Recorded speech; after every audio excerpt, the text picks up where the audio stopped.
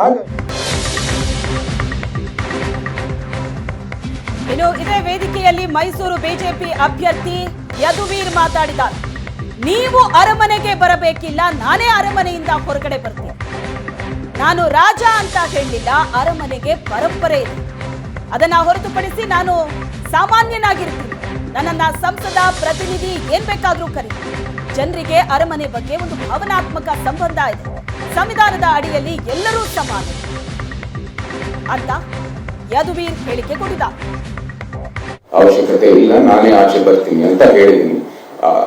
ಮಾತಿಗೆ ನನ್ನ ಮಾತು ಇಲ್ಲಿ ಹೇಳ್ಬೋದು, ಅದಕ್ಕೆ ಬೆಲೆ ಇಲ್ಲ. ನಿಮ್ ಮುಂದೆ ನಮ್ಮ ಕೆಲಸನೇ ಸಾಕ್ಷಿ ಆಗುತ್ತೆ.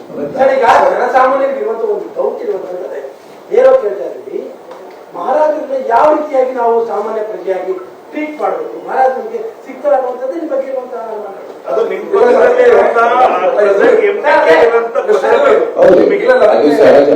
ಅದಕ್ಕೆ ಪರ್ಯಾಯವಾದ ಪ್ರಶ್ನೆ. ನಿಮ್ಮನ್ನ ನೀವು ರಾಜ ಅಂತ ಕರ್ಕೊಳ್ಳಿಕ್ಕೆ ಇಷ್ಟಪಡ್ತೀರಾ, ಜನಸೇವಕ ಅಂತ ಕರ್ಕೊಳ್ಳಿಕ್ಕೆ ಇಷ್ಟಪಡ್ತೀರಾ? ಒಂದು. ಎರಡನೇ, ಅರಮನೆಯಲ್ಲಿ ಇರುವ ನಿಮಗೆ ನೆರೆಮನೆಗಳ ಸಂಕಷ್ಟ ಹೇಗೆ ಅರ್ಥ ಆಗ್ತದೆ? ಚುನಾವಣೆಯ ನಂತರ ಅದು ಗೆಲುವಿರ್ಬೋದು, ಸೋಲಿರ್ಬೋದು.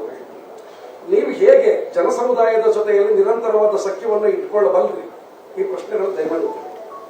ಈಗಾಗಲೇ ಒಬ್ಬ ಸಾಮಾನ್ಯ ಅಭ್ಯರ್ಥಿಯಾಗಿ ಅದು ಆಯ್ಕೆ ಆದ್ರೆ ಒಬ್ಬ ಸಾಮಾನ್ಯ MP ಹೇಗೆ ಮಾಡ್ತಾನೋ ಅದೇ ರೀತಿ ನಾವು ಕೆಲಸ ಮಾಡ್ತೀವಿ. ಅದರಲ್ಲಿ ಏನು ವ್ಯತ್ಯಾಸ ಇರಲ್ಲ.